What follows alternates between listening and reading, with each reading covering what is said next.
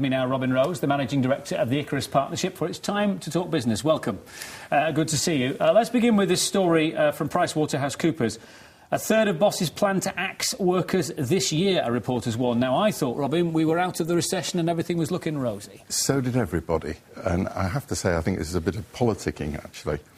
The reality is, everyone was telling us that the figures in the last quarter last year seemed to be stabilising and less people were out of work. Well, this is nonsense. I mean, the reality of it is, at that time of the year, all the retail people are taking on extra staff, and it always stabilised the figures. And of course, in January and February, reality hits in because the sales are over and now they go. So that's one major reason. So it's a seasonal thing. It's not a knock-on from the recession. No, it isn't really. And with the figures that we just had in the last month are really scary. I mean, there have been additional people signing on. We're now 2.46 million people unemployed in the UK. And this report that we've had from PricewaterhouseCoopers is suggesting, well, they polled just over 70 major companies in the UK, and almost a third of them, about 28% of them, said they were planning to lay off further people in the near future. And this is a second slice at it, because they've laid off people before. Brings me to this next report from the Chartered Management Institute, which said that managers resigned from their jobs more in the past year than in the previous 12 months. We were in the middle of a recession. Yeah. You're telling me that people were laying off. Why did managers leave their jobs then? Well, absolutely. This is about pressure. If you take out a whole load of junior people or middle-range people out of a business, who's going to do the work?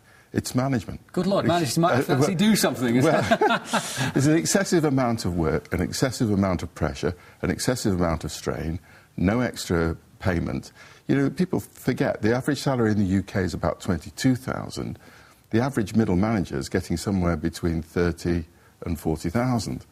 Well, there comes a point where it just doesn't make sense, and they know that their talents are going to be more valued elsewhere, and they'll take the risk and go. A lot of it's to do with bullying as well, ironically, and this is obviously a big story at the moment. There is bullying in the workplace, in your experience? It's just pressure, and I guess that's what's happening in number 10. When things get under pressure and things are tight, it's all about, well, who are you going to blame and how are you going to get more out of people, and the pressures start to build up. So it's not surprising that in times like this under pressure you're going to see more bullying, and it doesn't surprise me it happens at number 10 as it does everywhere else. It happens in all walks of life, I suspect, when it's very busy. British Airways cabin crew have backed strike action, Robin. I'm not surprised by this. 80% of the vote in favour of it. It's not good for the business, though, is it, at this time? Not good for the business. And worse than that, the mere rumours of it is not good for the business. It's almost causing the problems that are there. I mean, British Airways had a tough time anyway. All of these stories means people who are booking saying, well, I'll go anywhere but not with British Airways because they might go on strike. So now we've got a real situation. They are going to go on strike. Do you not think the union know that? Are you surprised that the union are pursuing this course of action? Well, British Airways actually did quite a good job in terms of cutting out costs last year and have started to move back into profit. So they see this as a chance to take advantage.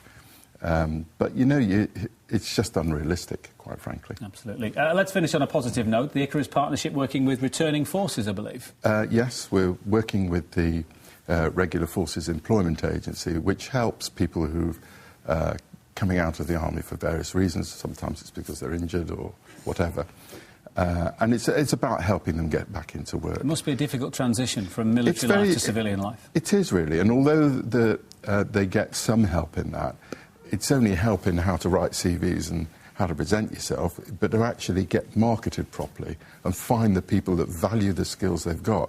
That takes a little bit more sophisticated treatment, and that's what we do, of course. Well, more power to you on that one. Always good to see you. Thank you for your thoughts.